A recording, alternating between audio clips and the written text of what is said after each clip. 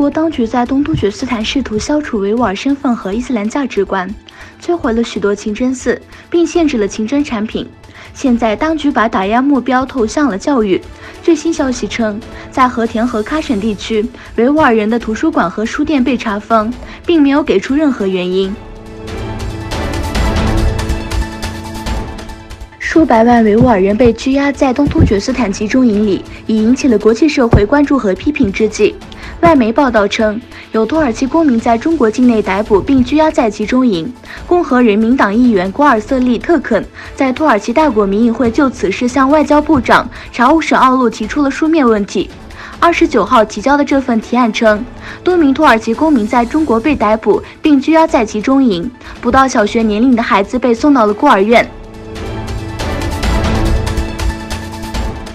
土耳其司法部门称，土耳其国家情报组织逮捕了2名涉嫌从事情报工作的阿联酋人。这2名嫌疑人于伊斯坦布尔被捕，他们涉嫌为阿联酋监视居住在土耳其的阿拉伯人，其中1人在沙特阿拉伯记者卡舒吉与沙特驻伊斯坦布尔领事馆被杀后数日抵捕，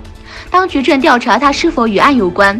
这2人被土耳其国家情报组织当局审判，并承认自己在伊斯坦布尔从事情报工作。与此同时，阿联酋和沙特阿拉伯通过社交媒体对土耳其发起了心理战争。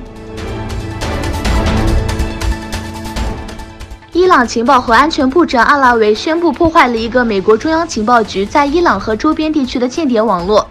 阿拉维表示，在针对美国中央情报局开展复杂行动中，发现了由290名间谍组成的网络，在包括伊朗在内的不同国家都进行活动。阿拉维指出，几十名深入伊朗各种领域的美国中央情报局特工已被逮捕。阿拉伯国家的外交部长将于周日在埃及首都开罗举行会议，讨论美国的世纪协定计划。根据中东通讯社报道，阿拉伯联盟副秘书长侯赛因在一份声明中说，4月21日星期日，阿拉伯联盟外交部长举行特别会议，上将讨论美国的世纪协议计划。